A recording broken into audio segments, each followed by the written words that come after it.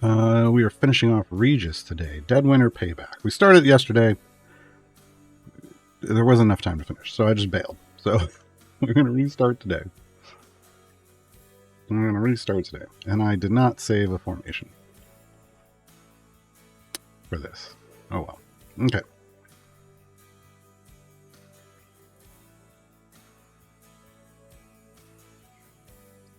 Alright. This is the one where we just take damage. Oh, that's right. That's right. Right. And again, the key to this is kind of Calliope, once we get Calliope leveled up.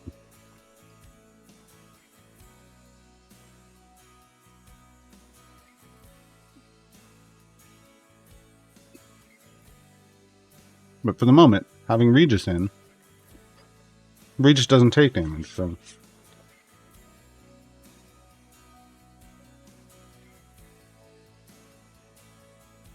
Alright. Calliope, shields, please. There we go. Now we're playing with power.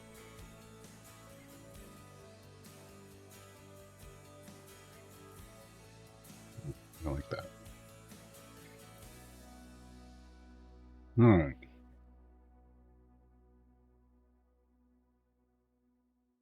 And we're off to the races. Let's see what chess codes have come in.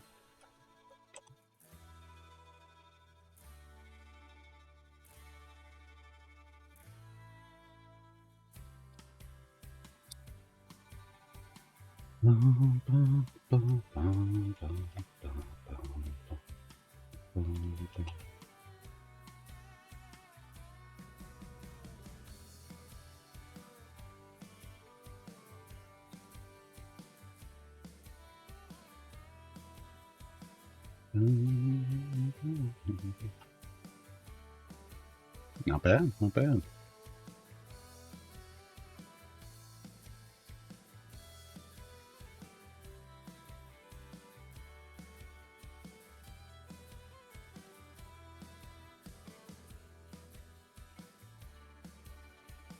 Still going.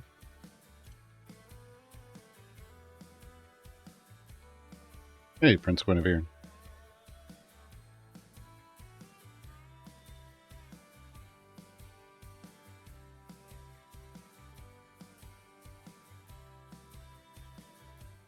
Okay, this next one we should already have this one. Yep, okay. Alright, all caught up except for, no, yep, everything. Nope, that's it. Okay, and we're gonna open all of these. Right, wait, are we? What's Regis at? Oh no, Regis is already greens. We don't need to. We're gonna hold on to those for next week's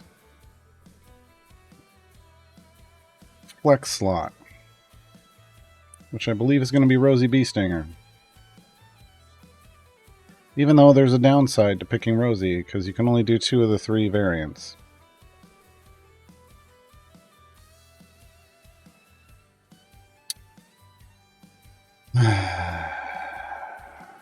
Alright.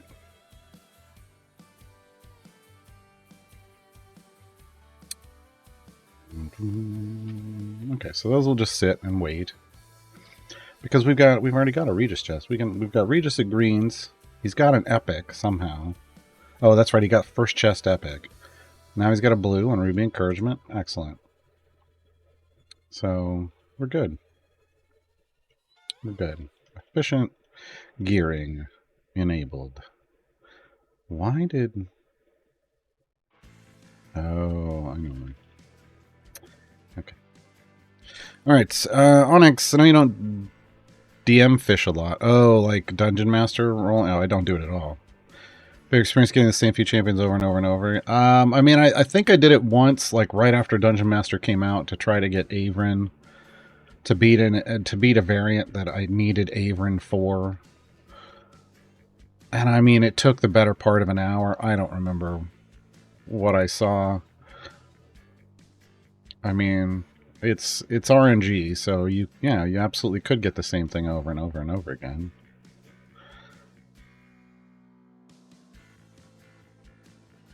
Isn't.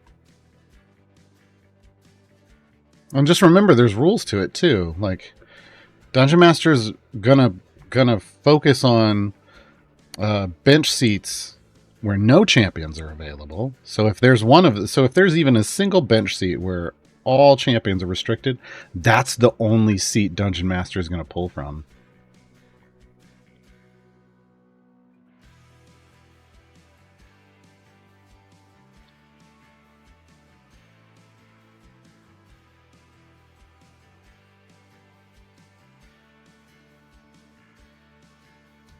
So, you know. I ran Rosie's Beasting variant up to 2001. Yeah, it looks like you probably can, yeah. But, I mean, the issue is that on this account, I don't have Strix, so it would just be Rosie by herself. And I'm not, and so they just, what happens is they don't even let you start it because you have to have Strix. So if you don't own Strix, they don't let you do the variant. We were talking about this yesterday on Dev Insights, and it kind of sucks. Yeah. They're like, well, maybe we'll just have to remove it and replace it with something else. And I'm like, oh, it's got unique dialogue. Like, I feel like they just need to put an NPC Strix in there. And let Strix be what generates buffs. Like, as you go, the NPC generate the buffs as you go along or something. I don't know. But removing it would be a very sad day because it's such a cool variant. If you read the dialogue, it's all about their relationship.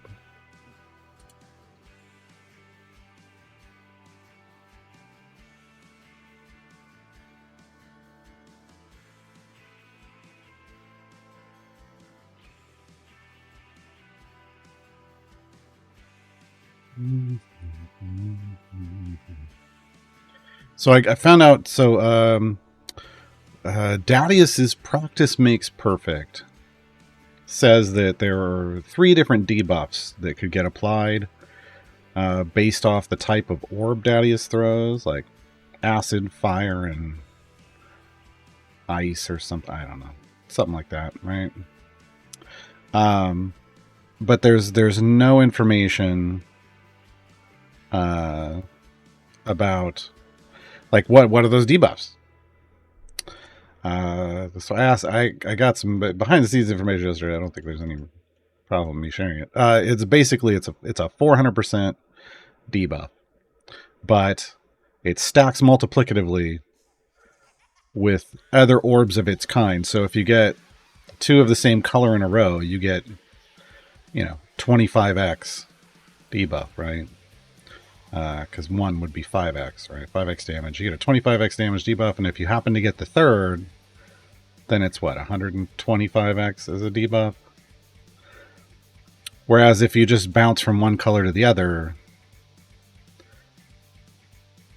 it stays at the 5x. So if you get fortunate enough to get multiple of the same colors in a row, you're getting a bigger debuff on you're getting a big debuff on Dadius. Well, a bigger debuff on Dadius. So Dadius has a bit of RNG with the debuff applications. But there isn't anything that's going to show you that. Would you even be able to get to tier 2 since you can't do the third variant for Rosie? No, you're just blocked. You get 2. This is one of the things people were complaining about. You get 2 gold chests and can't get the third one. Kind of a waste of 3 time gate pieces to pick Rosie. If you were trying to gear her up and didn't have Strix. Whereas I'm going to pick Rosie not because I'm really caring about her gear, but because she's going to help me get to split the party. So whether she gives me gear or not, I don't care. So she's going to work for me, but for most people it would be a problem. I can't flex Strix next week. I'm flexing Rosie next week. But for people who already picked Rosie, yeah, sure, they could. But what if they didn't want Strix? What if they just wanted Rosie? Being forced into something is unfortunate, right? It's unfortunate and shouldn't be a thing, right? And I thought I thought they were loaning Strix out. I thought that had been the thing, but I guess that wasn't.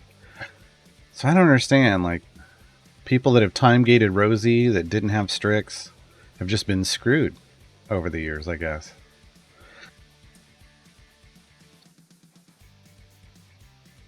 Well, the Strix may be a very good choice to you, but that may not be what somebody else wants, and they may have already wanted to do something else.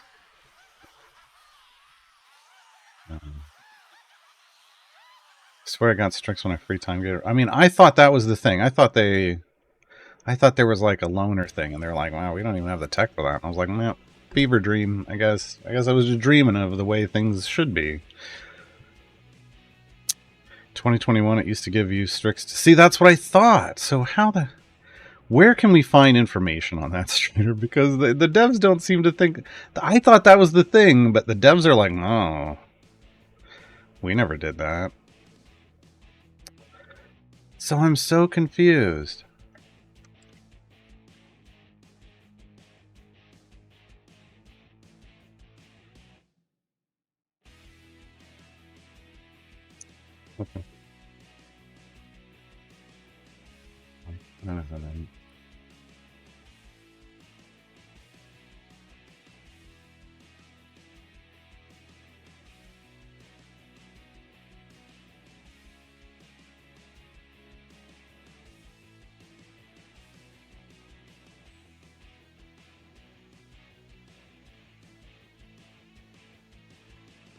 My Google Foo is not returning anything.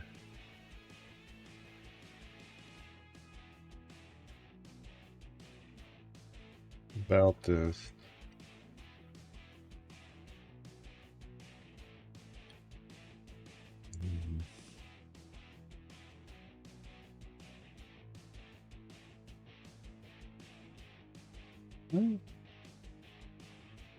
What's that? No.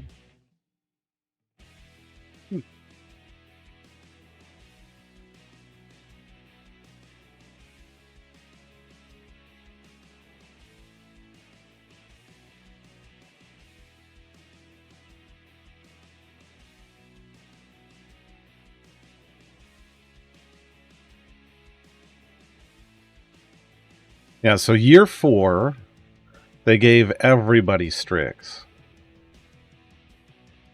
But I don't see any notes about what happened after that. I can't, my Google Foo can't find anything about what happened after that, unfortunately.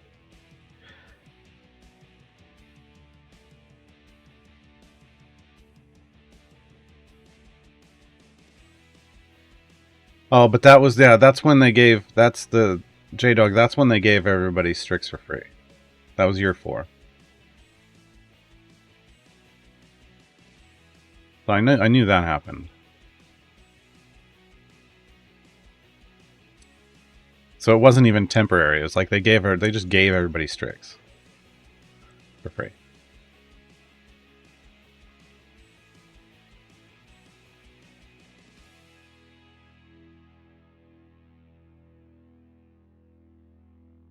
Oh, okay. There's 5 debuffs. All right. I was going off memory. I thought it was 3, but so you can stack up to 5 debuffs. But that takes practice makes perfect. But that takes and they do not expire. That's the part I don't understand. Is they do not expire. I think if it, well, I guess we'll have to get more clarification. I think if you throw a different orb, you're switching to that. I think that they do not expire just means that there isn't a timer on them. Like with Freely can have multiple stacks, but each one expires based off when it was placed.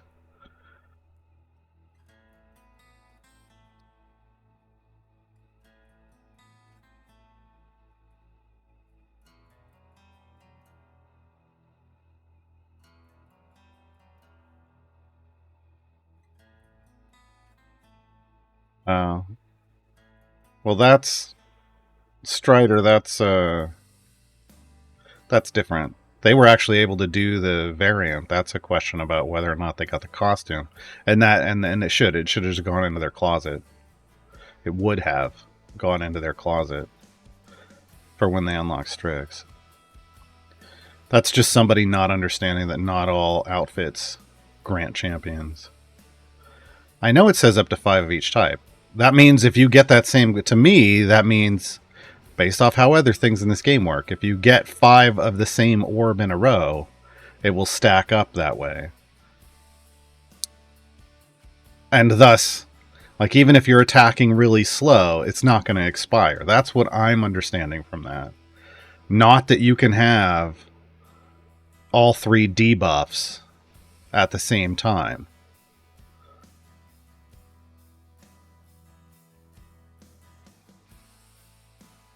So I don't know though. Again, there that ability is not clear. I have passed along that feedback directly to the designer.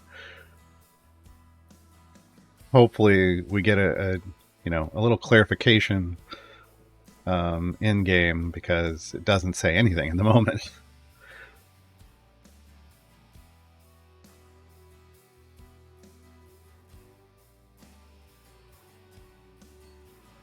Well, no. The Strider, it says, I don't have Strix unlocked, but I completed the variant. It's literally in the text they said. So they didn't have Strix, and they want to know if they get Strix later, do they get the costume? Because they thought that getting the costume would unlock Strix for them. It's right there. I don't have Strix unlocked, but I completed the variant. I appear to have not gotten the costume, because if you get a costume, it's supposed to also unlock the champion. Correct? And no, they're not correct. So they didn't have Strix. They were hoping to get Strix from that. But that's not how you get Strix.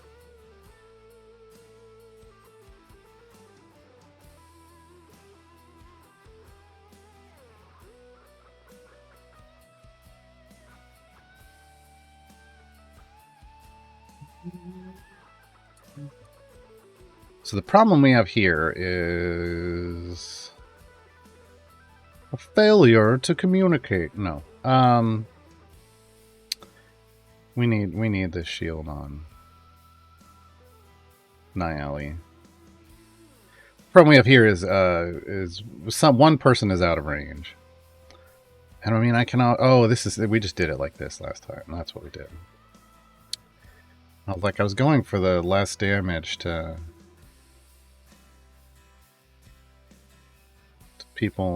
more people next to Regis, but let's do it this way. Bruner's got more health.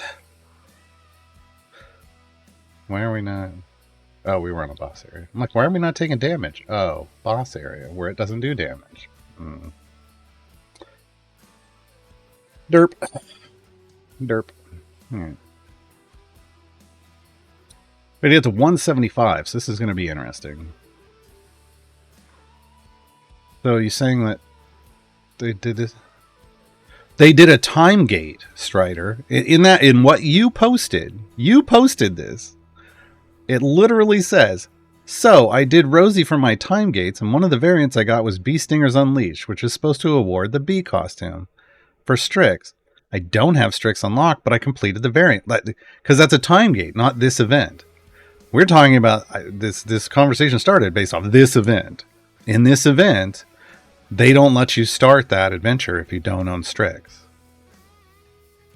And I think the fix for time gates must have then just been, you can start it if you don't have Strix, but you just got Rosie. Clearly, if they did that.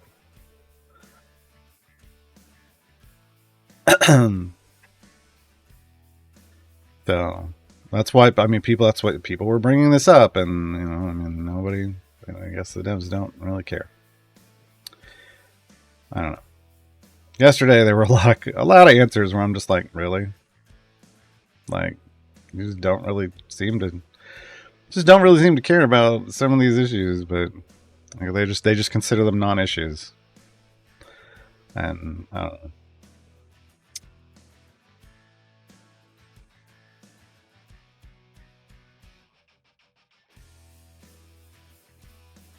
I don't understand the. I had Strix for a little while after I tried the variant the first time. I don't understand that.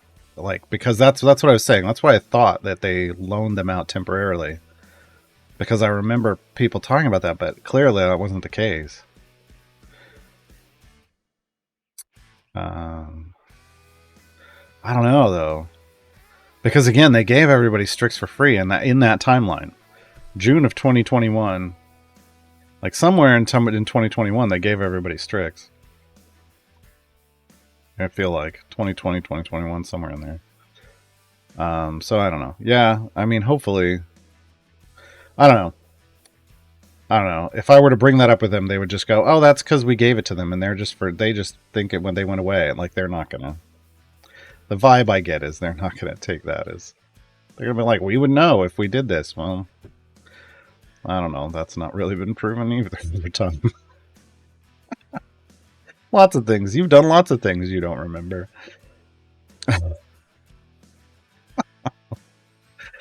Oh, hey, Thalo. Hello, Texan. What I'd really like to do is level up Tyrell. Last time I took him into his healing spec, because then he could heal the people around him. Because we don't really have a healer here at all. Regis has a crit heal. If I ever level him up, I guess I can level him up a bit. We're gonna do magic. When he scores a critical hit, his pendant pulses heals all champions of formation for 10 for each Mythril Hall stack the formation has. Well, he's a 1 in 5 chance that he crits, and there's only one stack, so everybody get 10 health. Oh, 13, excuse me, post-stack multiplier. Whoop-de-doo. Whoop-de-doo. Can we level it up? Does it go up a bit? 22. Wow. Wow. So big. Wow. I mean, it would be enough. It would be enough, because 22 would heal Nayeli for every pulse of damage she's taken at the moment. But it's not going to help later on, because I haven't even gotten Nayeli any health yet. There's 1500 for the first time at Time Gate. Nice. Nice.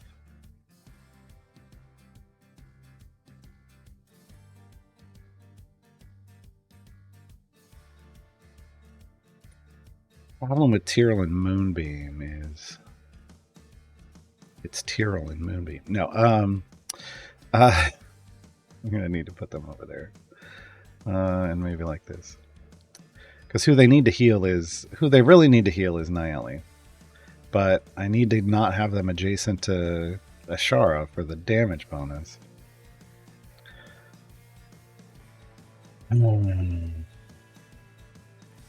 The suboptimal formation in terms of power. See if it works, but it's optimal in terms of trying to live through this restriction. Feels like. Let's see. Have we seen Regis crit on anything yet? Oh, he wouldn't, because he's not attacking. Never mind. The familiars are killing everything. Answer my own question.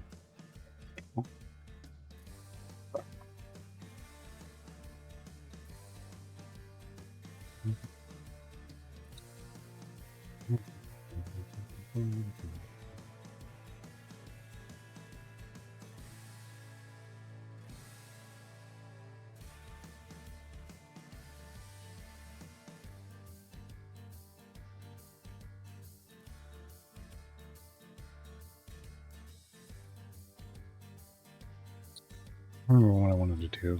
Hold on. So, where's my calculator? And oh no, we're gonna do math. Oh no. Oh no. Okay. So I just want to run the numbers again. No. 25.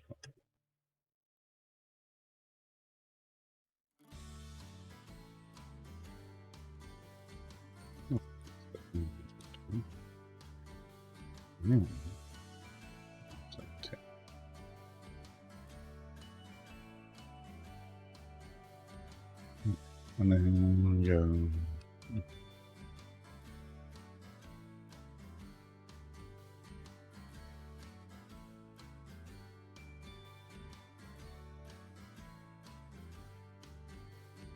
Okay, so under the old event system, we got 41,472 tokens naturally over the event period.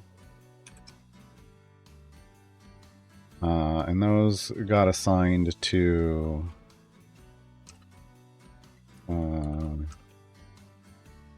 three different champions.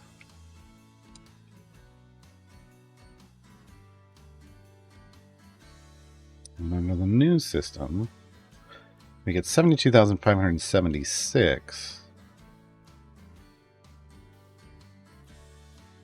across 5 champions.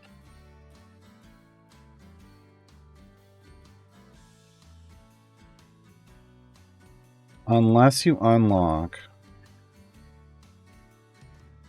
the supporter slot, and then it's across 6 champions.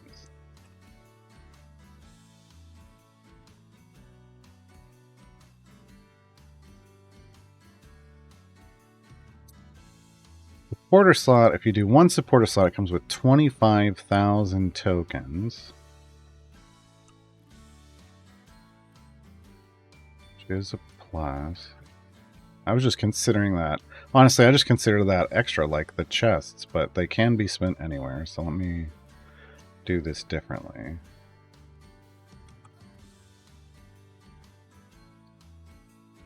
That's what I was basing the math off of before.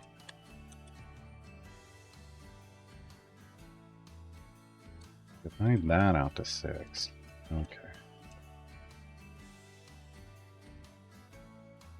Does end up as more. The problem I have is that these numbers don't really...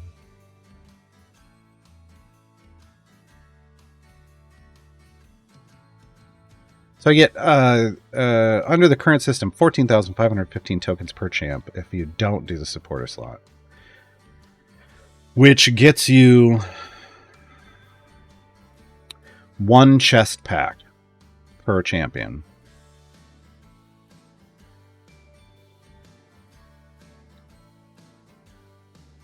Because you can't buy partials. But then you're left over, and you have leftovers, you could buy 1 more chest pack to put somewhere on the champion of your choice. Okay, so hold on. So this is...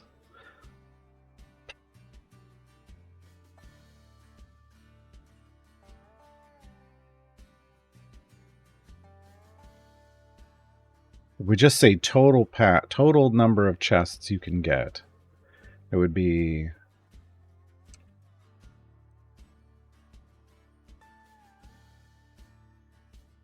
We get... Wait, that doesn't... Is that right?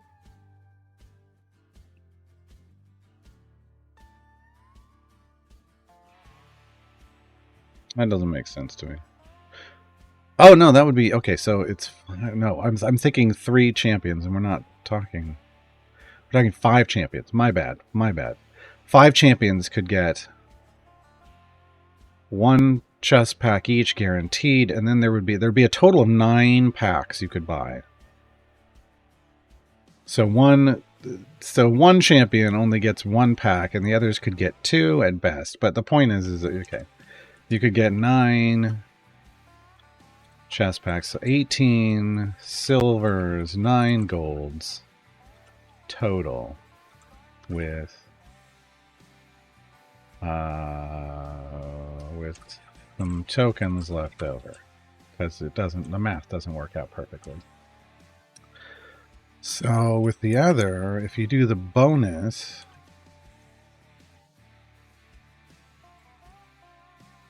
you get 13 chest packs.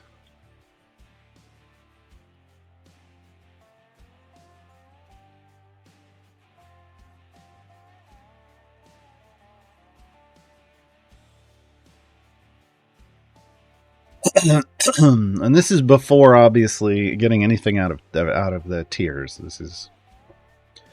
This is just token spending, just like if you were grinding free plays.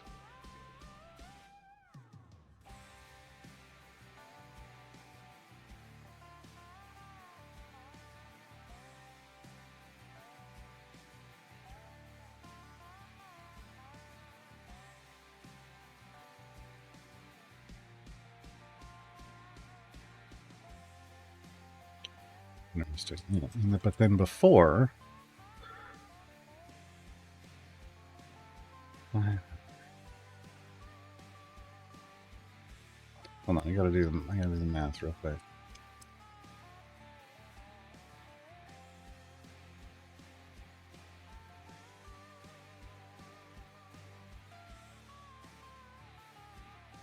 Everyone could get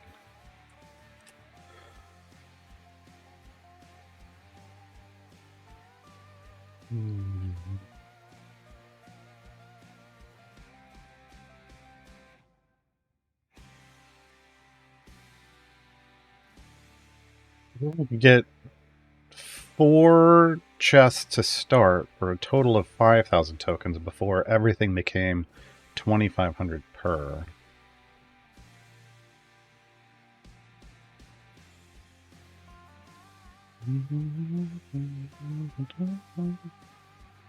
So there went 15,000 tokens.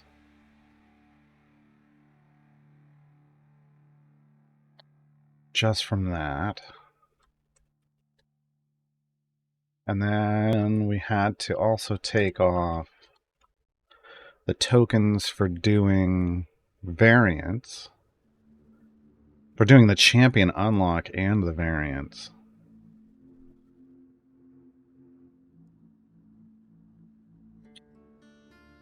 I don't remember the totals on this. Hold on.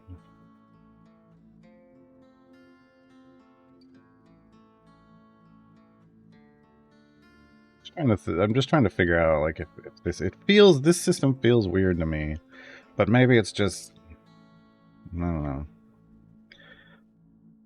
Now that I've been looking at the costs, things feel weird. Why is...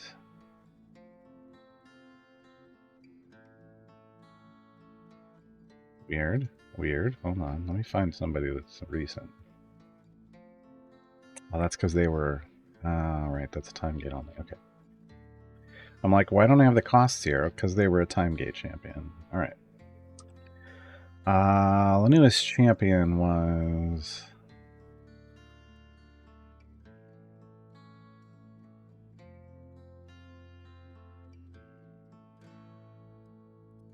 $8,600 tokens for champion 1 for the new champion, and then it was 25% of that, so another half of that for the other two. So 43, 12,900 tokens spent basically on the 3 chests.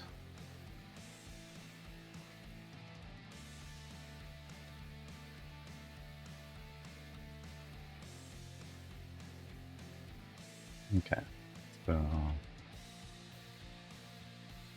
And the unlock thing, and that was total, so that right away takes away 27,900.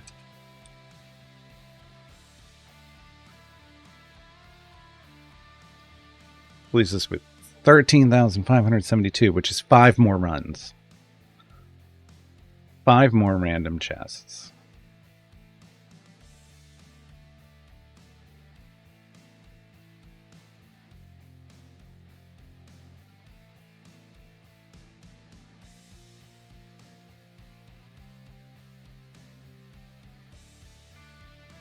With tokens left over, because the numbers just didn't work perfectly.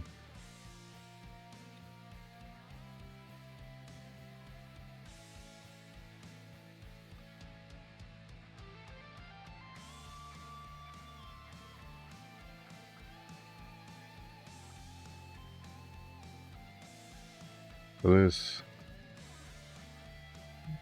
would be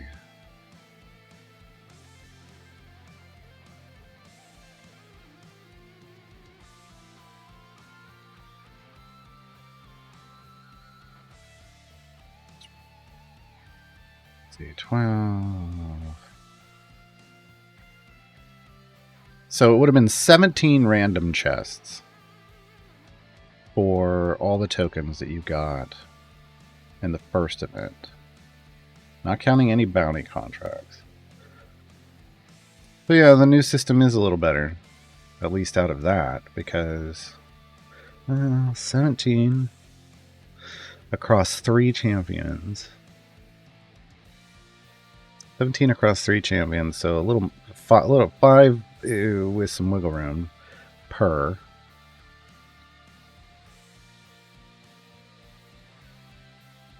Whereas 27 for 5 plus a little less wiggle room.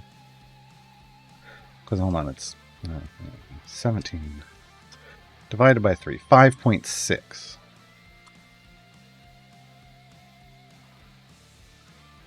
Not counting variants, not counting the golds you get from variants, because those are just free in the new system.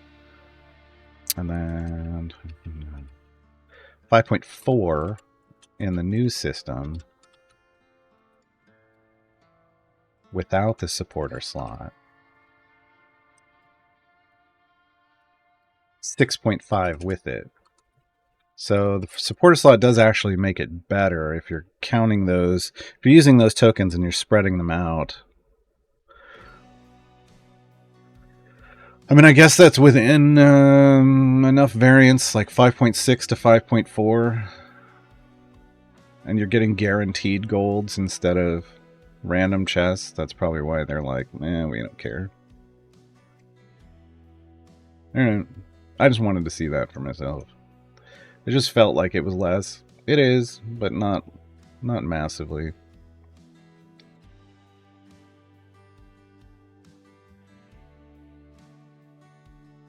Not massively, I guess.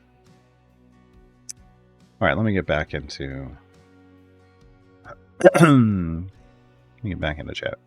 I missed a lot of chat. Hello, Moses. Happy Friday. Hello, Calgaden.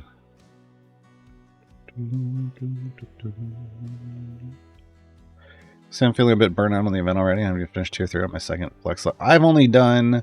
So on my main account, I've done 3 champions so far. That's it.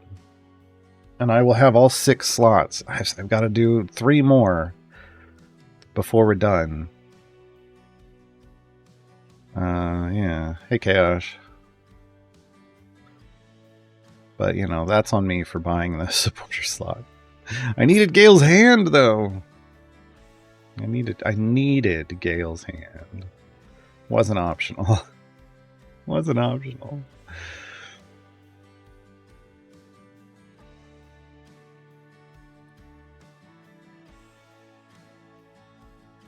Guessing with that blessing, you get to give 2 chest packs for every chip. Oh, Start Strong? I didn't think about Start Strong. That's another 2,500. That's only 2,500 tokens. That doesn't even get you a chest pack in this current system.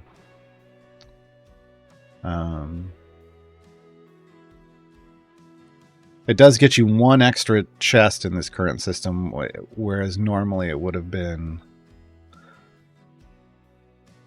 like it gets you to 2 packs per champion in the current system for 5 across 5 champions. If you get the supporter slot, though,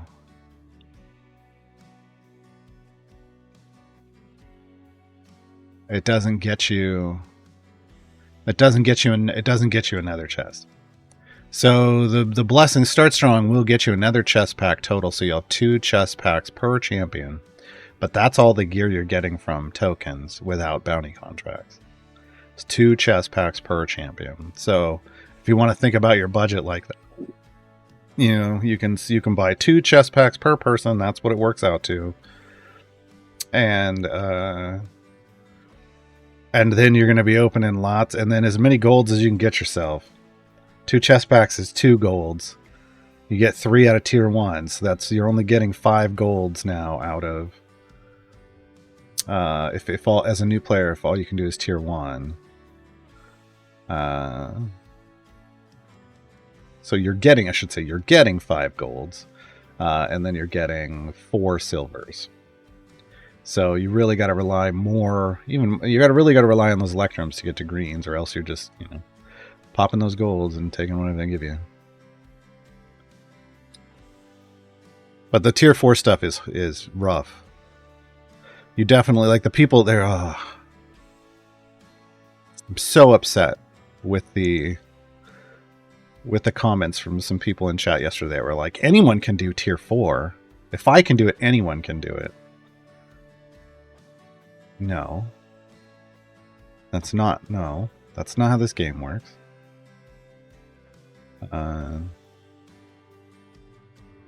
Yeah. But, yeah. It's a little rough. Tier 4 can be rough.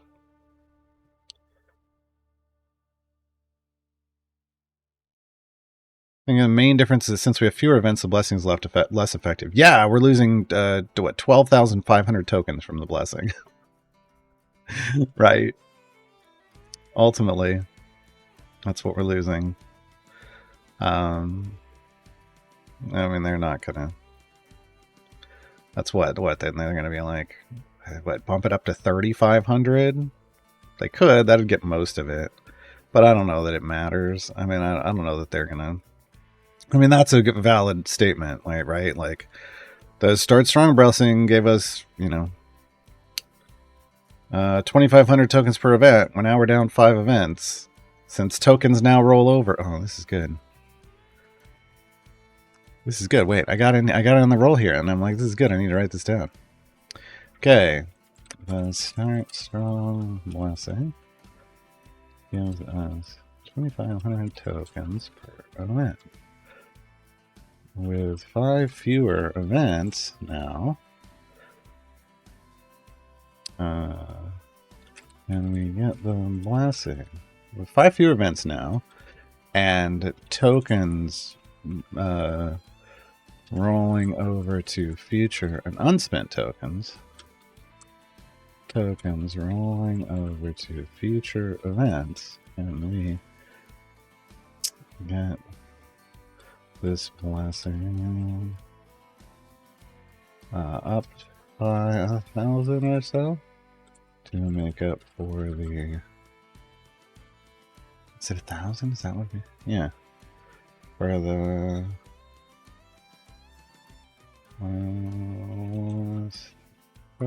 lost potential. Yeah. That'll be good enough. They probably won't do it. But it's a valid question. Especially since we can maintain tokens in between events now. Oh, I need to actually start leveling up champions now, don't I? God, what was the boss here? Do I need to do?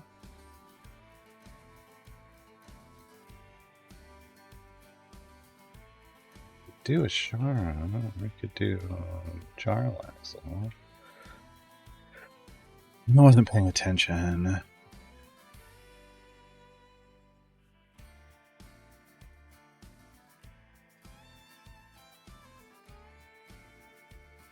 Yeah, tier 3. Oh, it's the Devourer. Yeah, okay. It's got to be a Shara. Tier 3 felt like, for my account, I could just roll right through it. Tier 4 did not feel that way. The first variant was more or less fine. But after that, not so much. Not so much.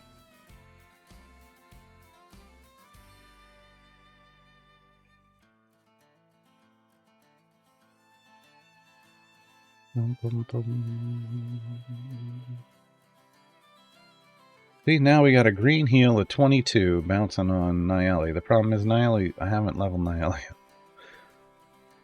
at all. Yeah, then I'd have to go into tank mode for Nayeli. Maybe not. I don't know. It is the Devourer. We don't actually tank the Devourer.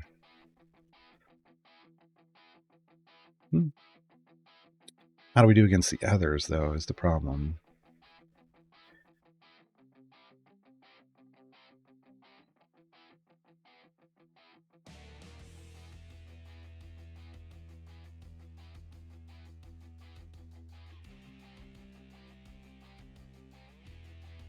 Got Tatiana to full epic today. Nice. Nice.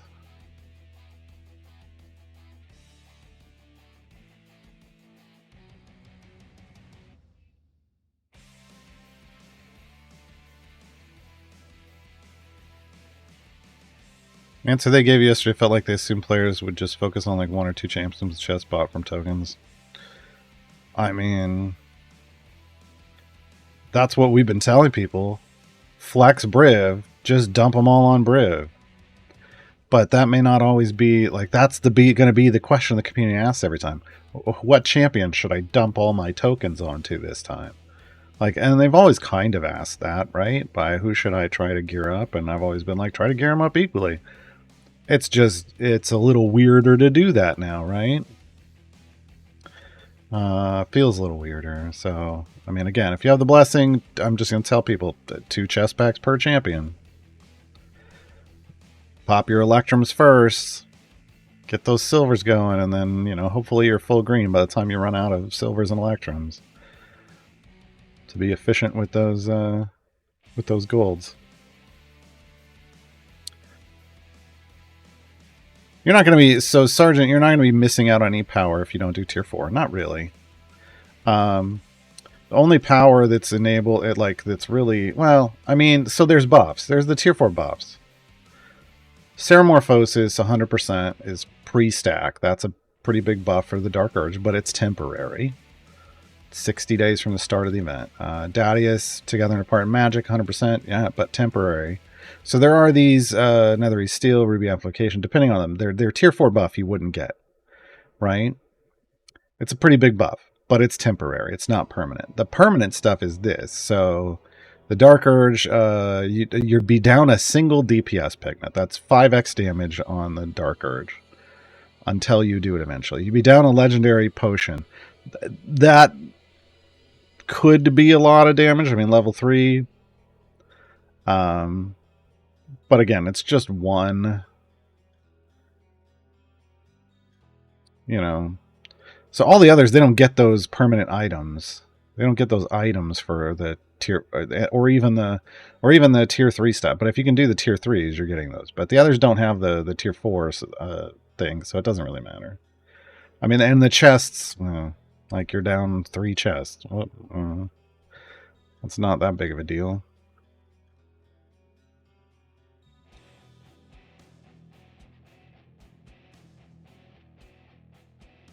Come on.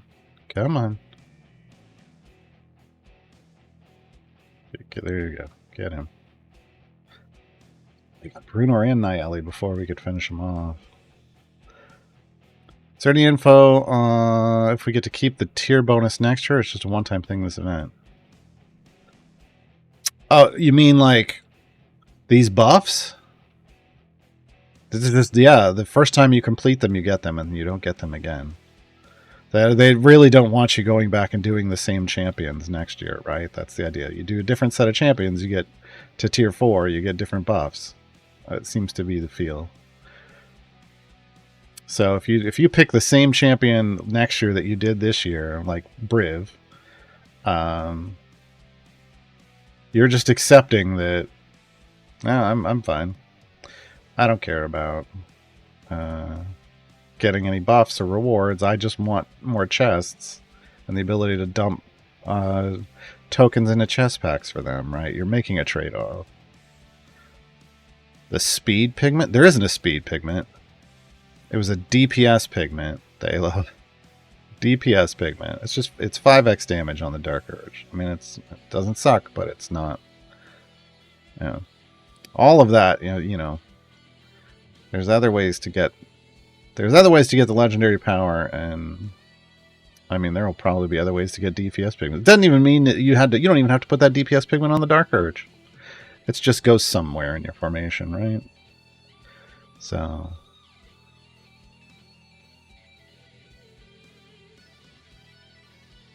I don't think we get those buffs. I don't think we get those buffs again. But maybe I'm wrong.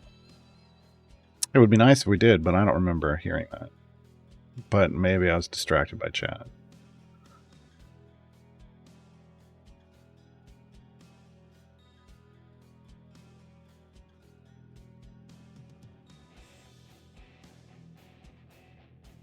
Hey, Lurk Commander here.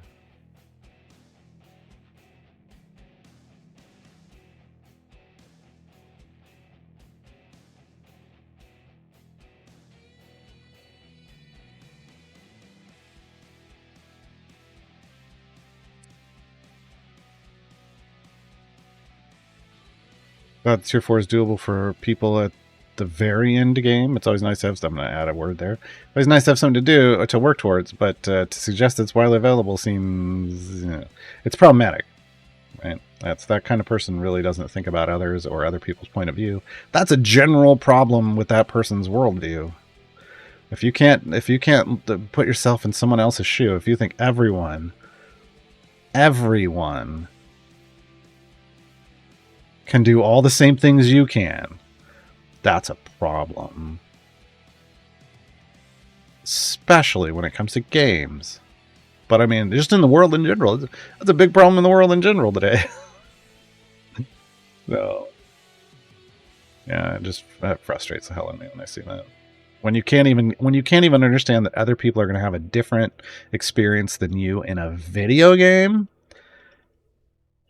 how do you treat other people in the world?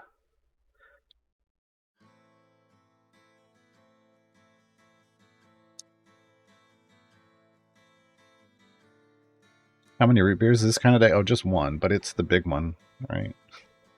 It's the big one.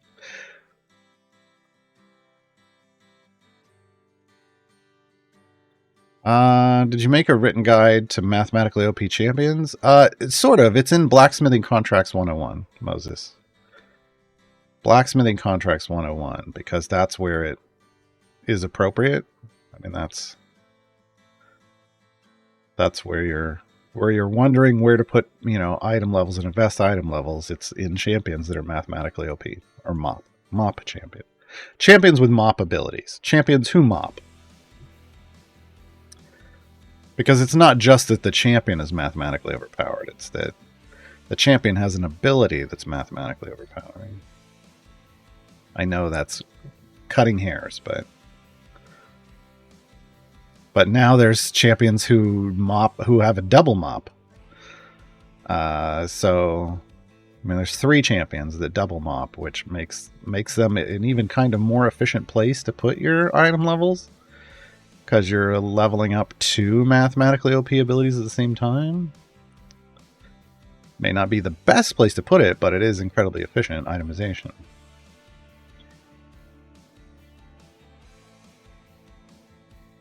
Big Briva Flex champion on all events, problem solved.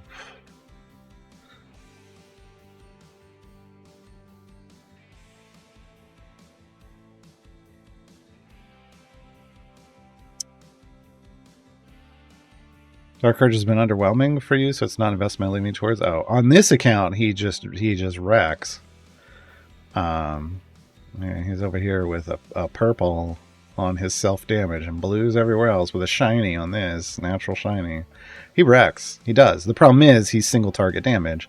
So when I have to deal with hit based or armored things, he sucks. That's his downside. On my main account, he did well.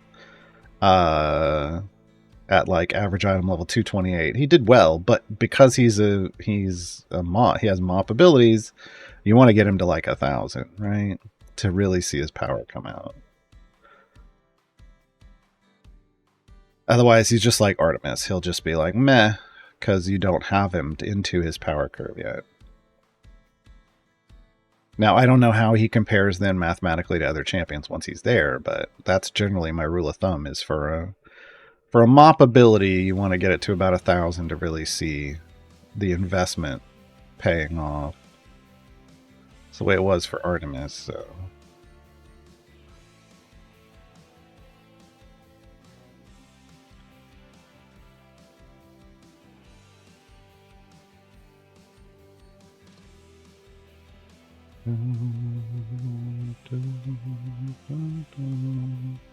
Said if you reflex them. I had to figure out what you were saying there. I was like, reflex them? I don't know. If you reflex them, you get the buffs again. Interesting. All right. I don't know that was a good idea, but sure. I almost feel like it's better if you're trying to get people to go to other places, but eventually you'll have them all, and then so it would suck to do that stuff and not get some kind of reward. That makes sense, I guess. For people who have done all the tier 4s at some point, that's going to happen. Having an event where it makes no sense to open flex slots, wouldn't be a boring event, right?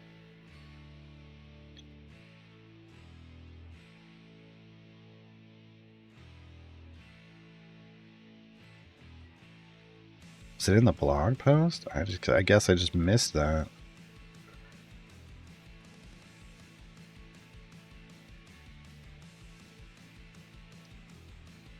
Oh, I mean, I don't disagree, Thalo, but you have to understand, skins are a lot of work. Skins are a lot more work than them just clicking a button and assigning a potion of some type, a consumable of some type to tier 4. And then also the feats are work. I mean, you have to design a feat that makes sense. So I don't disagree that it would have been neat. It would have been. But that's a lot of skins to produce. That's a lot of skins to produce. If I can do the same thing as everybody else, then where's my F1 contract? Yeah. Yeah, exactly.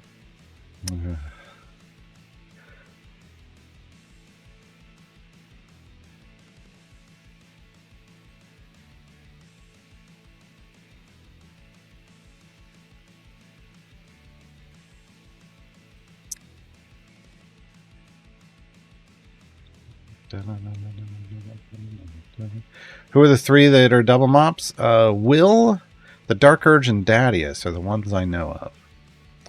Both Dadius and the Dark Urge. Dark Urge arrived as a double mop. Dadius got reworked into a double mop, and Will was a double mop before. He was I think that's it though. Could be wrong.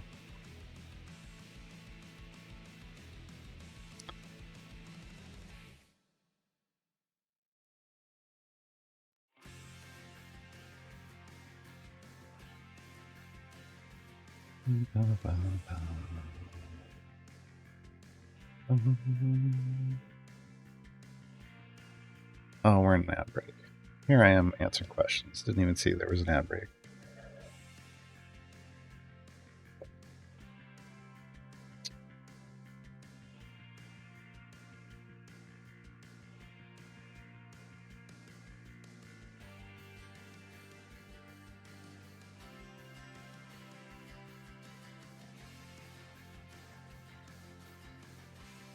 Only got about 10 more seconds or less.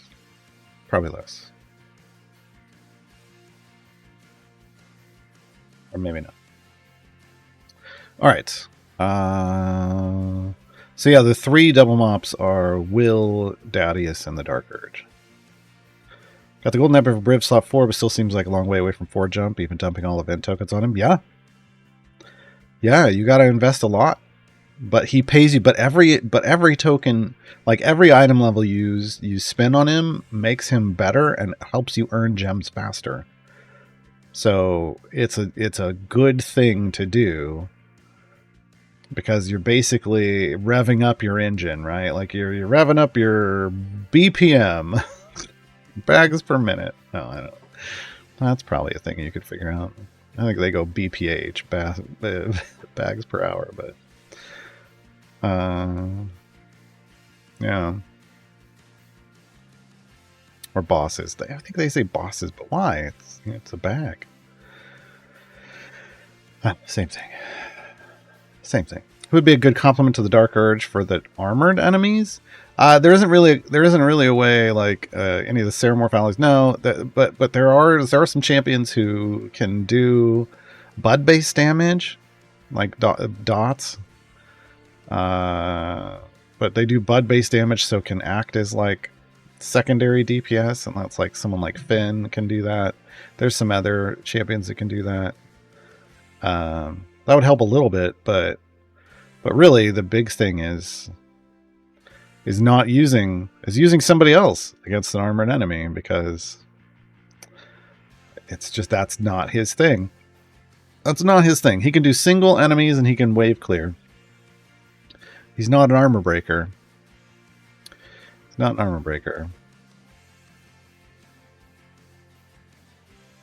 And you can stack him with people like Esmeralda will give you double credit. Human in the middle will give you double credit against Esmeralda. Will give you double credit against everything. Human will in the middle will give you credit against bosses. Celise, I think, gives you credit now, extra credit now, as well. But all of that is just to get the Dark Urge to a place that's equivalent to a multi-hitter like, say, Ashara. And if you put all those same supports with Ashara, they just melt an armored boss, right? So that's just not their focus. Not their focus. A boost for Bruno or Minsk if you restart the game? Oh, nice. Hold on.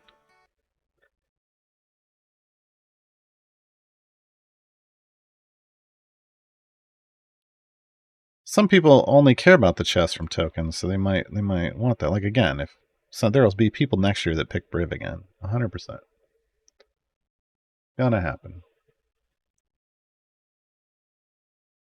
Gonna happen.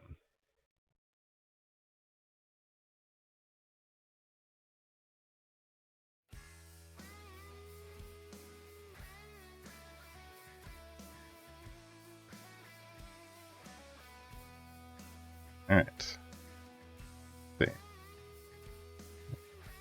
Oh, Darius. Could get a Darius buff, but there's Brunar. Brunar at least is worth it. Minsk is one. I almost wish they didn't buff Minsk's favorite enemy. I almost wish that when Minsk was in, they buffed all champs damage. Would make him more useful.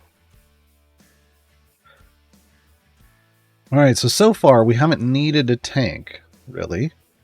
So I've left Nayeli unleveled. And it's been okay.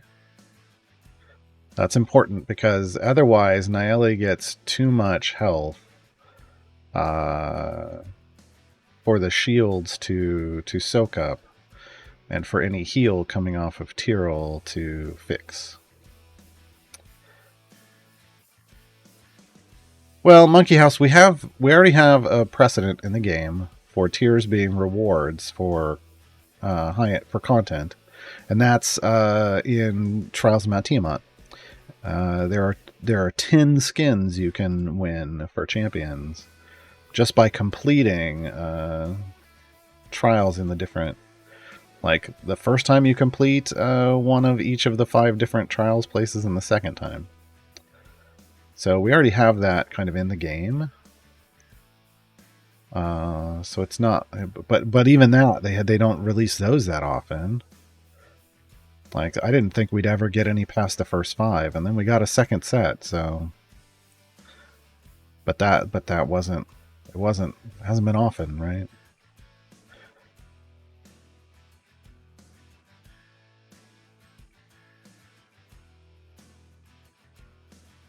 Stretch. Okay, we're not quite killing these as quickly as I would like. Well, that wasn't bad actually. Hold on, 42. Oh, we're in the 42. It's just that Ashara is a slow attack speed. Never mind. I was like, do I need to change this up or something? But no, we're good. We're good. Come on, snowman. Snow person. Excuse me. There we go. Give up that reward. Oh, people hate recolors. Oh, people hate recolors so much. I don't know why. I don't know why gamers hate recolors for skins. Folks are talking about skins.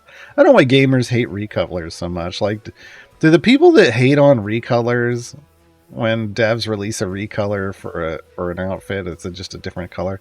Do they, when they go out into like the outdoors, I guess that's a presumption. Do they go out in the outdoors? But when they go out in the outdoors and they see 2 cats and one has different color fur than the other, do they go, fucking recolors? Do they do that?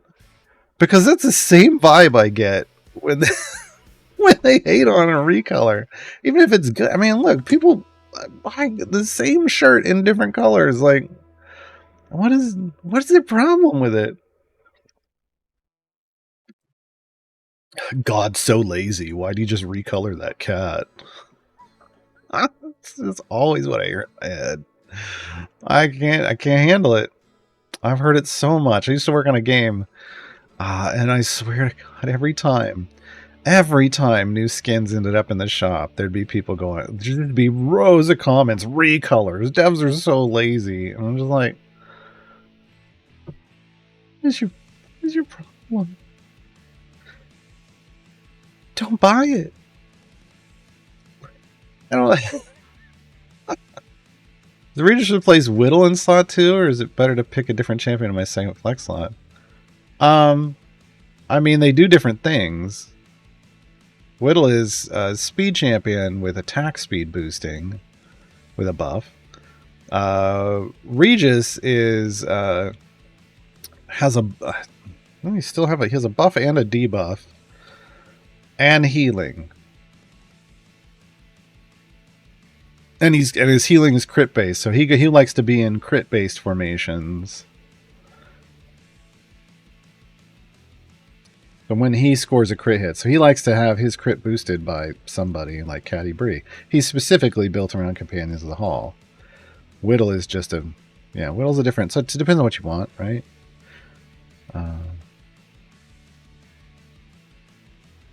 I can confirm one enemy can have 5 stacks of all 3 of Darius's debuffs at the same time. The enemies have a different icon for... Oh!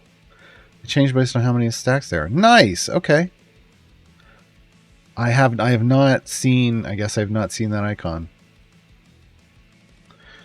Alright. Well, that's the good way then. So Darius, that makes Darius even better in my opinion. If you can have all 3 of them at the same time.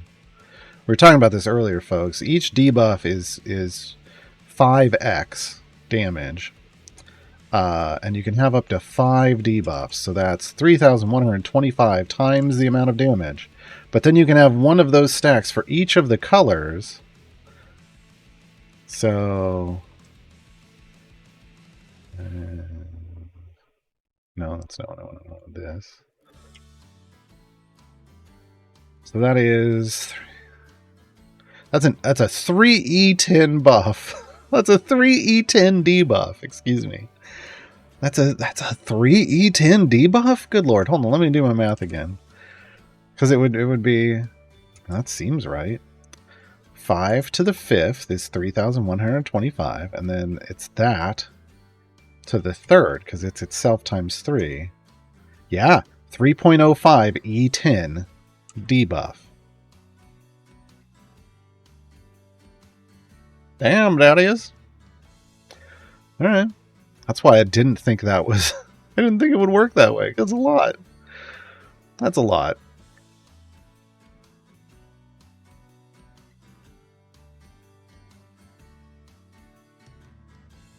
Got Brave to 24% chance of 3 jump. Nice. Yeah. I think Lediath was in here the other day saying they've got a 3 jump guide. So once you get to 100% chance to 3 jump, they've got a guide for that, which is a vid. There's a VOD that you can watch for that.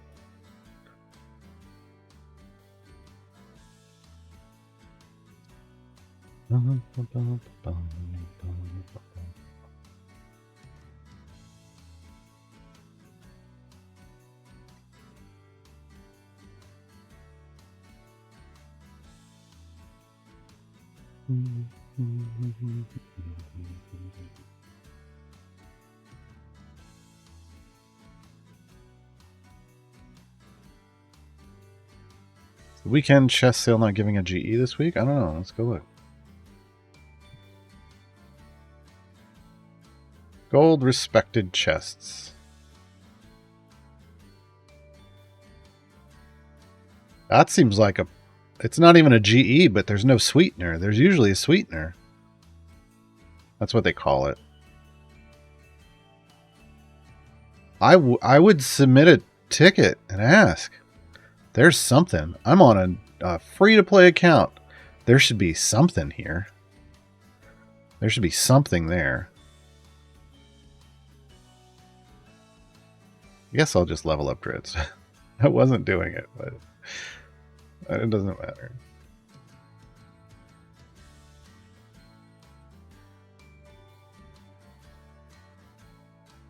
I mean, because I don't have anything for anybody, so yeah. Restart the client again? I just restarted, though.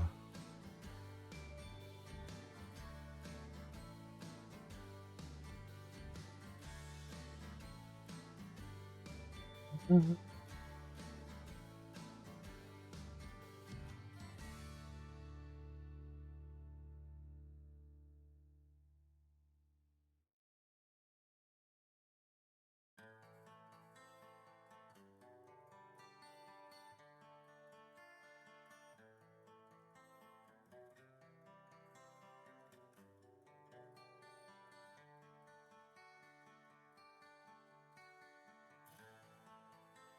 Those cats didn't cost $10 to $20 each. No, they cost a lot more. Cost a lot more. Cats are expensive.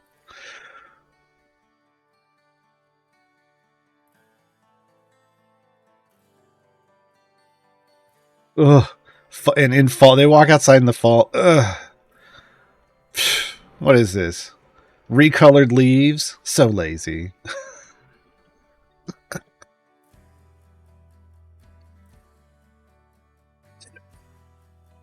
Leaf recolors. And then they see an evergreen and they're like, couldn't even bother to make it look different in the winter. Wow.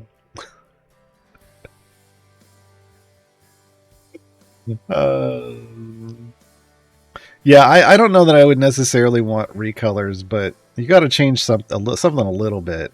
Some of the champions have some skins that are, slight changes, right? I mean, there's a little bit of a change here, right? It's not a mega change.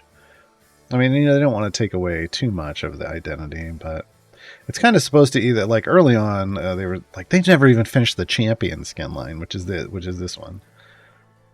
There was supposed to be a champion, everyone, and the champion, like, this armor is supposed to be their blue armor, is my understanding, and this is supposed to be their epic armor.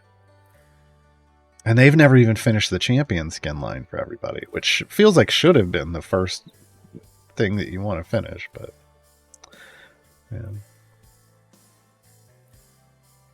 Gar, are you cranky today? I stayed up. I did stay up late watching all of Critical Role last night. It was a good episode, I thought. It had my attention. I was also trying to finish Tier 4 of Dadius's what is it, Wise Endeavor or whatever. Ugh, that was painful. That was painful. Well, I mean, yeah, if we get new skins, I want new skins and I rework skin. Well, but the thing is what they're saying is, like, to create, like, if you're going to create just a prestige skin, that's basically just means, hi, I've completed tier 4 on this champion. It wouldn't necessarily need to be a full redesign, like a recolor might be enough. But again, the problem with that is, in my opinion, is that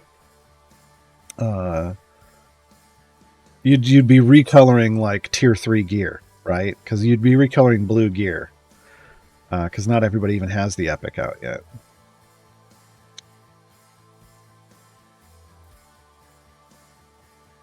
Champion skin dyed. Oh, they'd have to redesign champions from the ground up. I don't think they were made to be dyed. Yeah, that would have been neat at the start of the game, but again, and also I don't know if Wizards of the Coast would even approve that kind of stuff, right?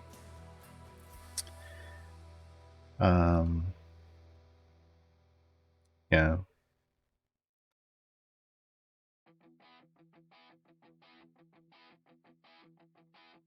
I would like something. Hold on, wait, let's go to collections. I have, oh no, this is the wrong account. Someone go look at collections and see if, is there any special notation on the collection screen when you've completed tier 4 for that champion? But maybe, and here's the thing, maybe there isn't, because maybe they're leaving room to put a tier 5 in at some point. I don't know. But like having something be like because the way it goes white, green, blue, purple as you get the stars. Like they could do a tier 5 that's like that could be the prestige, and they just didn't go that far yet. I don't know.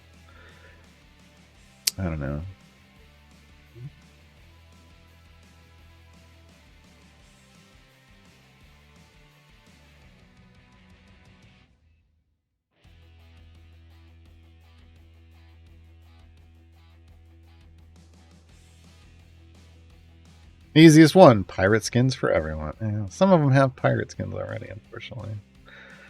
But yeah. Yeah, I think that's it. Azaka Beast Intentions. I think that's Briv. Briv Gem Farm variation. I think that's the one.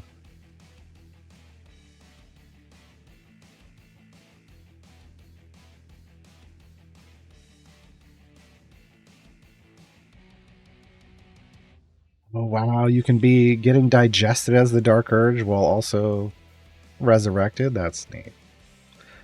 That's neat. That obviously a bug, but that's neat.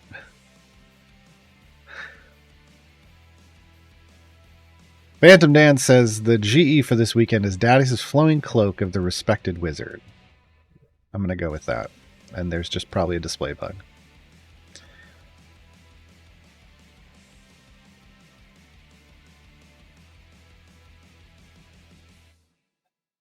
What if they went out at night? What is this? Recolored sky? I think it would be more like couldn't even pay the light bill, huh? I see how it is. It just feels like that person would just complain about everything.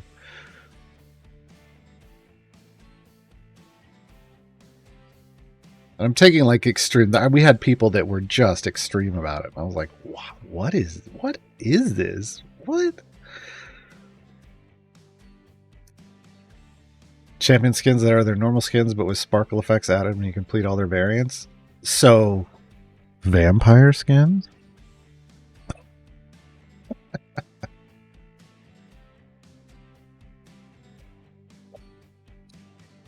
Some people cringed in their chairs when they heard that. Again, I don't know if the game would support that, and I bet that would. I have a feeling that if they added some kind of sparkle when you prestiged a champion, Lurking Rider would no longer be able to play. Lurking Rider would have to ignore all of that.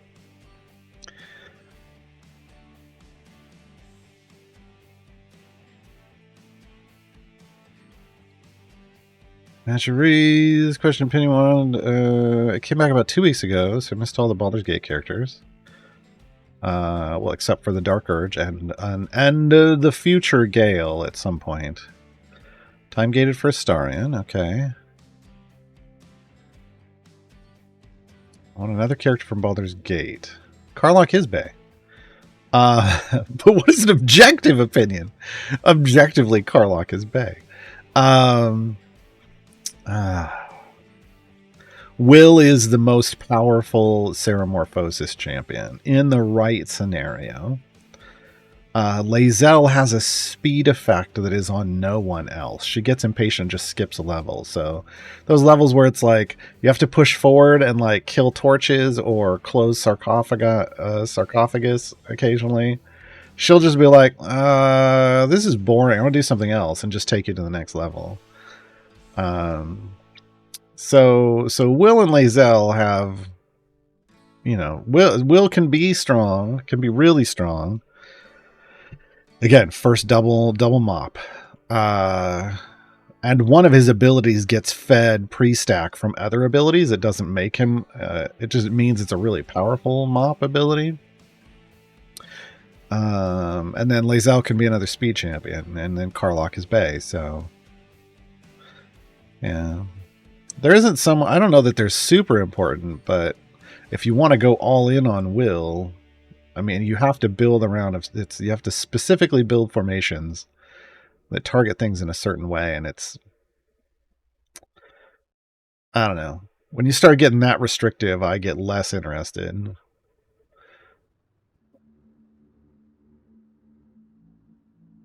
Red panda skins for everyone. Yeah, and then we'll just recolor them to be Blue pandas, right? Wait, no, that's not a thing.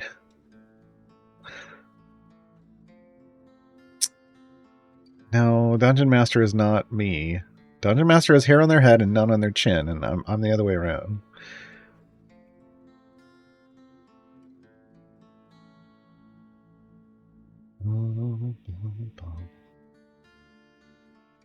Hey, Lediath, we were just talking about you. Your ears must be burning.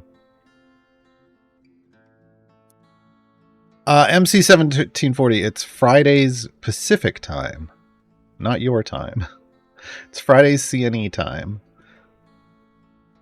and today is still Friday CNE time, and it will be for a while. The GE show up now? Let's go look. Nope, not for me.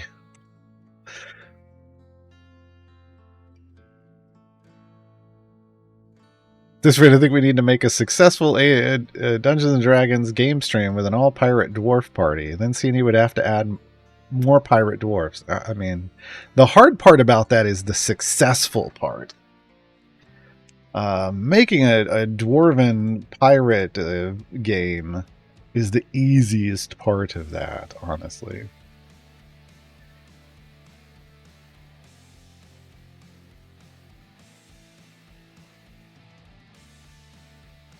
And yeah, I mean, all of the champions rely on having more Ceramorphosis champions. None of the Baldur's Gate 3 champions are really epic on their own. You want to support them with other absolute adversaries, or just other tadpoles, which are on some of the heroes of Baldur's Gate and Narak.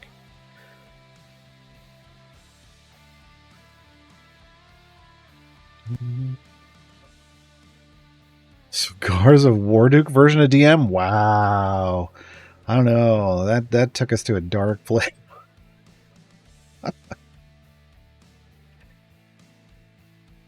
Reversed the hair positions.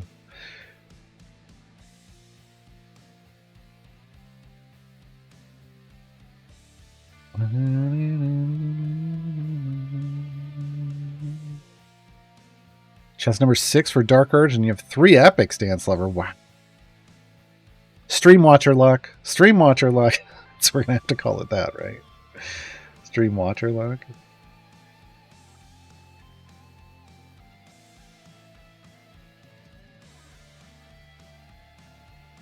Oh, you meant I would be the Dungeon Master for the Pirate Dwarf. I mean, yeah, I could do that. I should probably... There's so many like TTRPG things I would like to prep. I need to finish at least one of my one-shots this year. But man, a pirate game would be like a pirate set, like a pirate campaign. Because I can't make a pirate video game, but I can make a pirate campaign.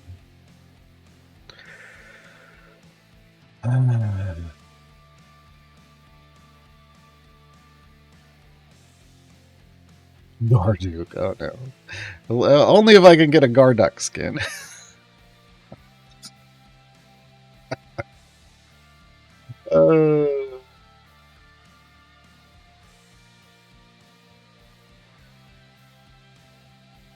I do know how ships work. I could make a pirate game. Pirate Champions of the Forgotten Realms.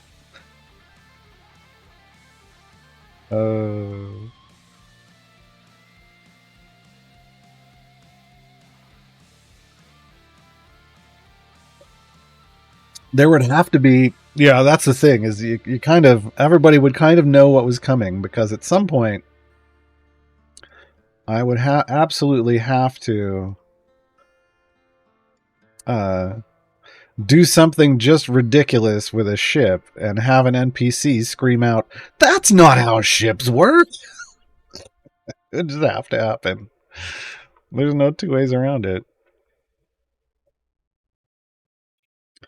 So it'd have to be like a ghost ship, and it like phases out and then phases in on the other side and fires a broadside and be like, "That's not how ships work!" Man.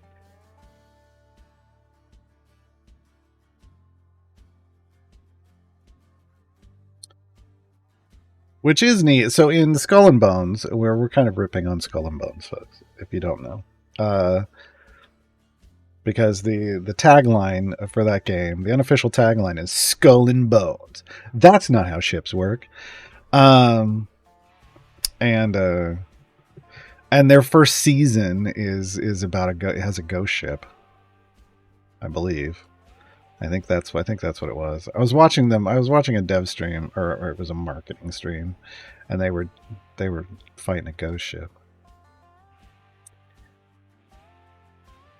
Oh no, you can't. They would not get to roll for stuff that ships don't do. That would get said a lot. I want to do this. I want to do this with the ship. That's not how ships work.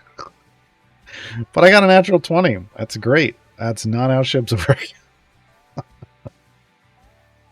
Oh, I can't handle Skull and Bones. I'm glad you enjoy it. I can't. If it were free, I'd probably play it for fun and ignore the fact that that's not how ships work. But visuals and sea shanties are not enough for me to throw down 50, 60 bucks in a game.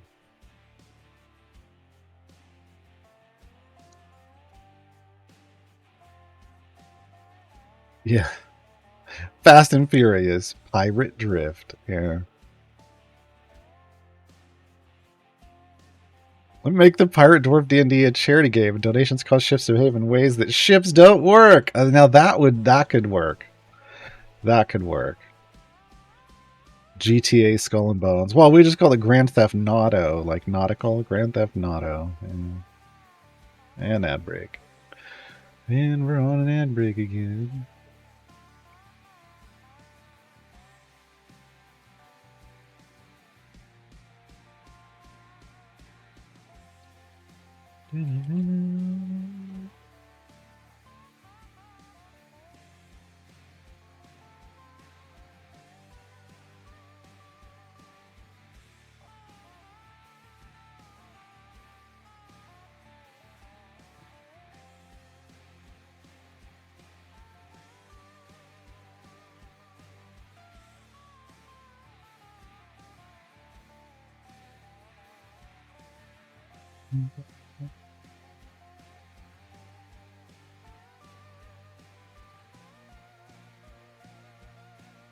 And that's not how ships work.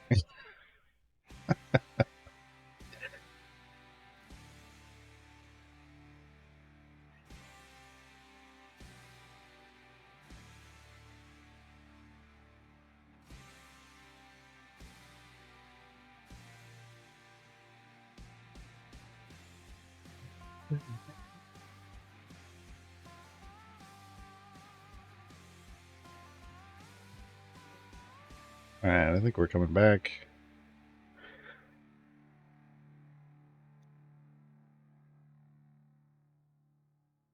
So we're doing good. With this amount of favor, we've stayed ahead of the health curve.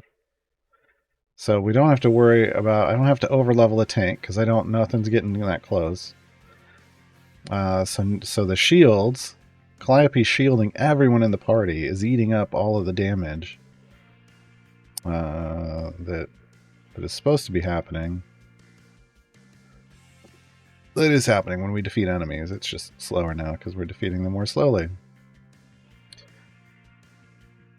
And then we've got Tyrell topping off Nieli if she actually does take more damage than the shields can handle.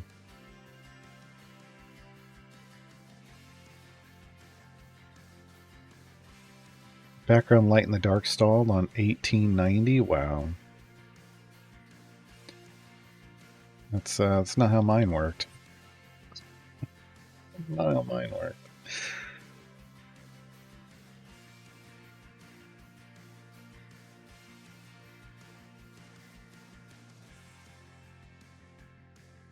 I played Pirate Defense back in the old Flash. I did not, no.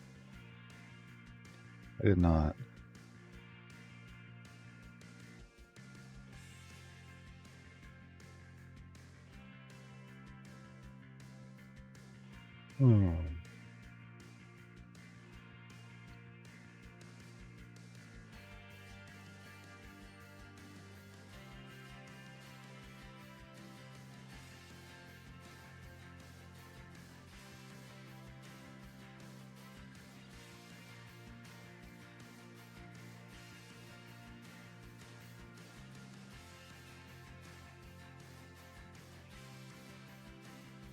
How much does he heal now if he crits?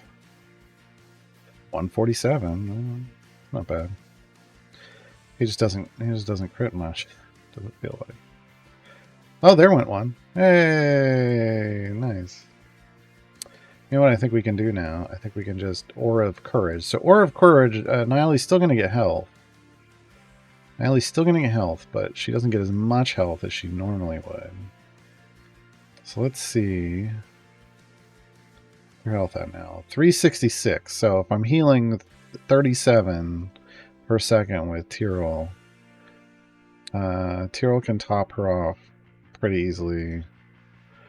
As long as we keep the health sort of low. Take it to 150. You know what? We'll do it. Live on the edge. Okay, we're not going to go up to that, though. So we're 626. And yeah, like we just lost our whole shield there. With some kills. And that's going to chunk her out a bit, too.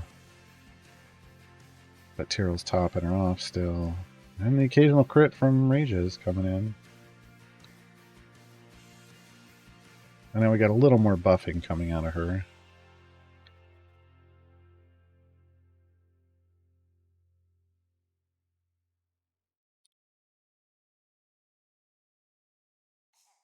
Skull and Bones is not a AAA game, it's a quadruple A game, so you get a better experience than typical AAA titles. That is the slogan. Well, if that's their slogan, they missed the mark. In my opinion. They missed the mark by a lot. Silly variant on tower defense, but Pirates on an Island. Oh, interesting.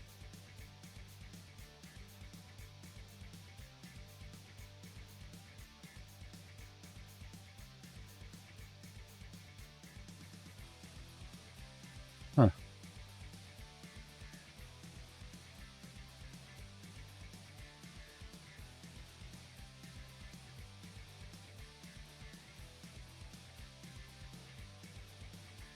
I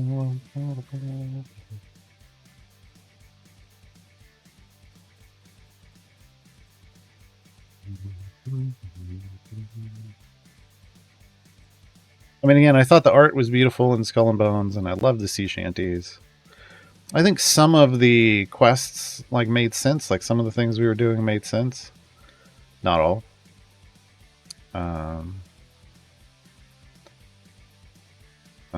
But the way ships work is just... It just takes me to an unhappy place. It just takes me to an unhappy place.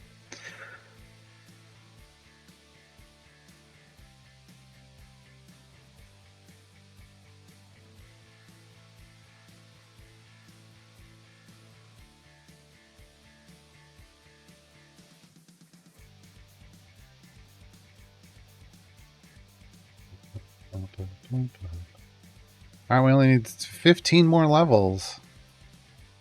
I'll be done with this week's champion for the event. And go back to Tomb of Annihilation. Keep working on Azaka, towards Azaka.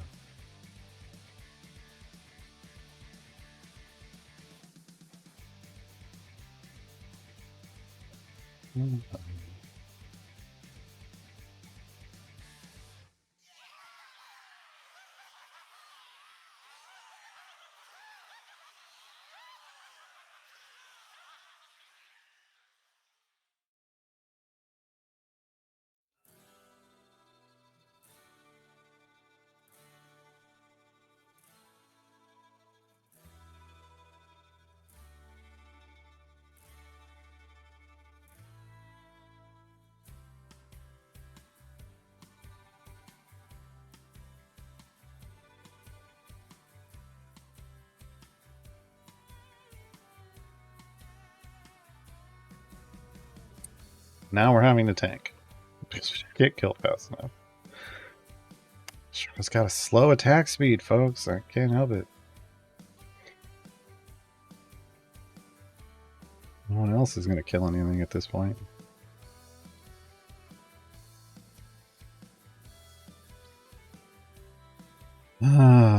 What specs to take on? What spec to take on Blushi? Oh, I mean, I tend to go for the one where she takes less damage. Isn't the left one she takes less damage in spirit form?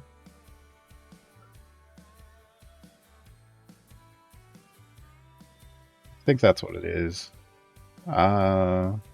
Because she's a little squishy. So 50% damage reduction is no joke. The other one, it isn't that it's a larger buff. I don't think. I think it just ramps your buff up faster. Isn't that what it does? Come on, I gotta go look. I gotta look to make sure. Yeah, she ramps her buff up faster. She gathers twice the number of soul stacks for Soul Gatherer.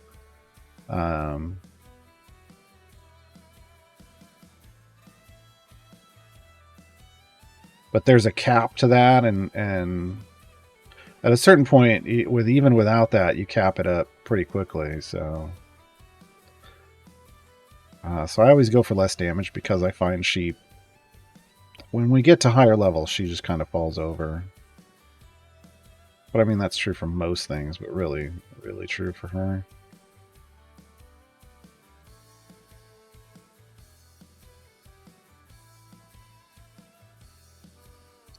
So it doesn't make the buff larger, it just ramps the buff up faster, because she'll get that buff large on her own if given enough time.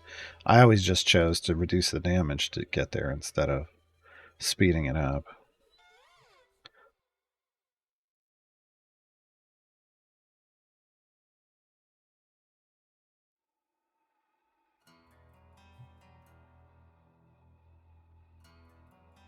More soul stacks is a larger buff, but you tend to, if you watch, you tend to build soul stacks pretty quickly.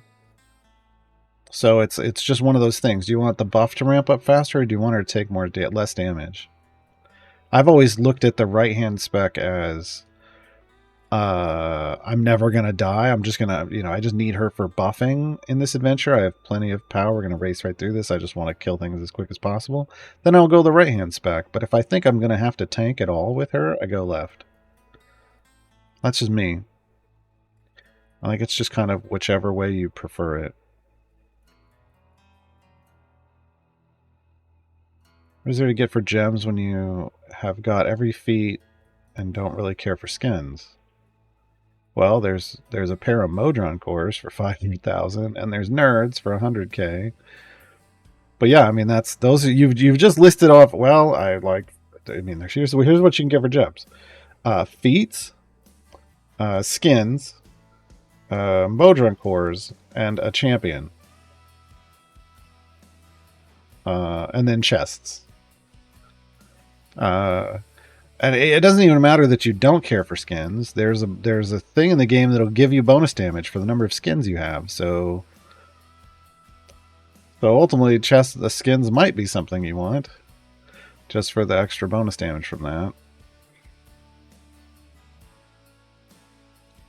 But usually, once you're done getting, everything else you want, it's just lots of chests for item levels and bounty contracts.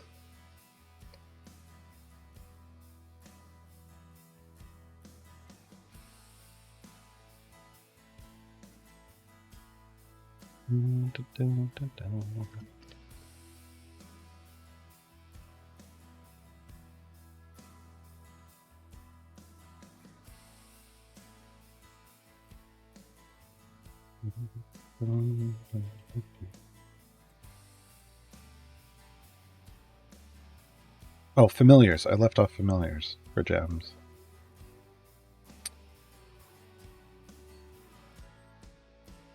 Yes. So, gold and silver chests, nerds, skins, familiars, more skins, click damage skins. And then under the Modron, I don't have split the party even showing up yet. There's a buy additional cores. Man, next week I will have 6 swaps, and that will let me see the split the party button. Finally.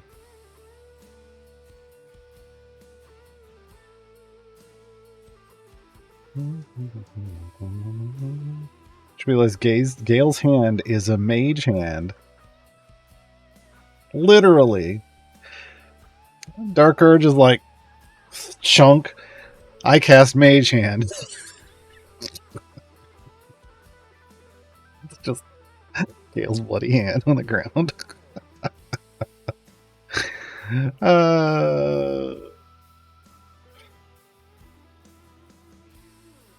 Oh, that's great. Yeah, just throws it at people. While yelling, I cast mage hand. Oh my god. He's so funny.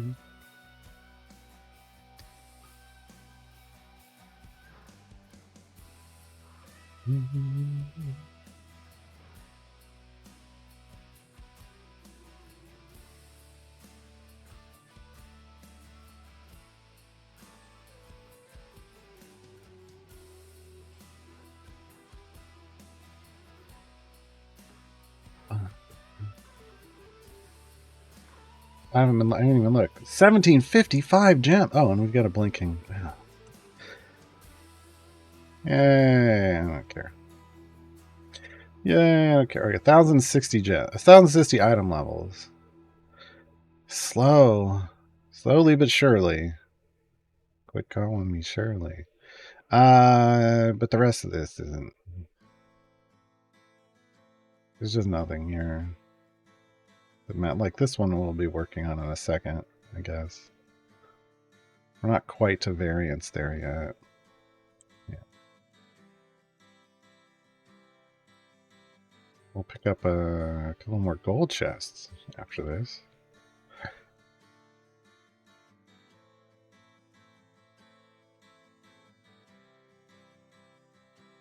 Kind of new player. Where should I use my event points? On Dark Urge or on Briv? Briv. That's what I've done. What am I talking? Oh, I'm at 9,600. So here, let me demonstrate. Here's what you do as a new player. You get Briv. You get a Briv chest, and then you go open those chests.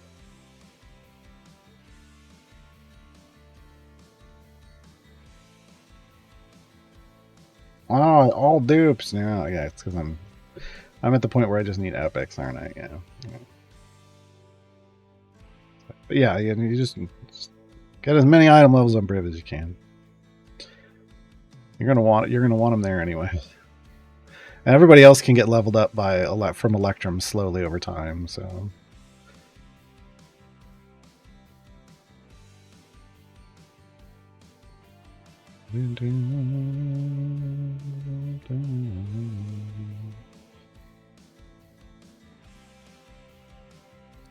The following, no, the thing is, Gale, help me out of this portal. I need a hand. And Dark Urge cuts off their hand. And they're like, oh no, oh, sorry. I thought you said, do I need a hand? My bad.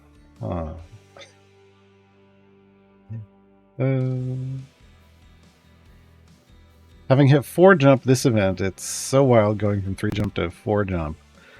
7k an hour gem farm went to 26k with a gem with a gem potion. Yeah. That's what I'm saying. Once you get to 4 jump, it's a whole new world. Yeah, the gem farms are just like even once you start, when you go from a regular gem farm to a Briv gem farm, things shift dynamically. But getting to hitting that 4 jump, even if you were at a 3 before, vastly different situation.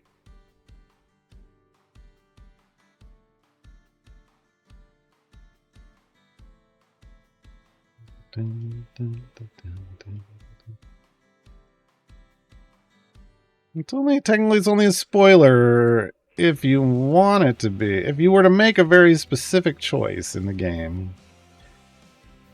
That's the thing, man. I did not understand. Like some of when you're playing through as a Dark Urge, you got to understand if you choose some of these Dark Urge flavored text options, it may be more than a text option. It may change the game. in interesting ways. Yeah, without context, it's just dark humor.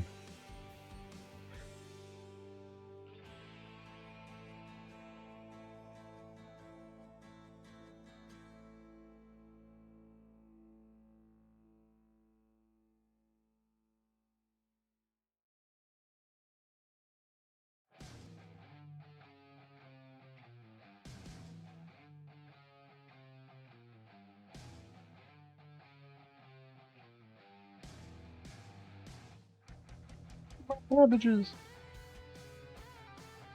Someone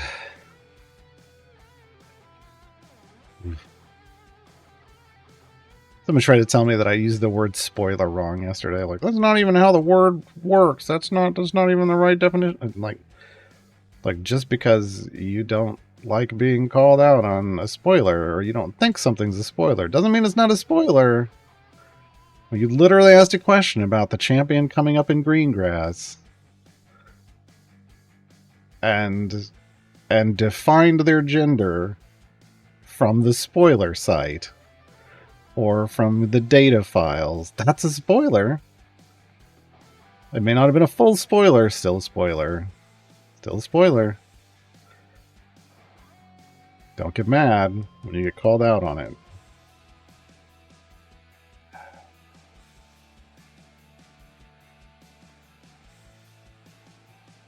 Hotkey for the party screen work if you don't have the button available yet? It shouldn't, no.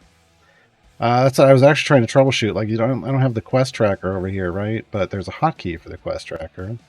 It's K, quest log. Parties is this. That doesn't do anything. K doesn't do anything. They just don't work until you actually get to that. Hey, here we go. We're done, folks. Boom. Boom. Yeah, K for quest tracker. K stands for quest. A tribe called Quest Tracker. Wait, no.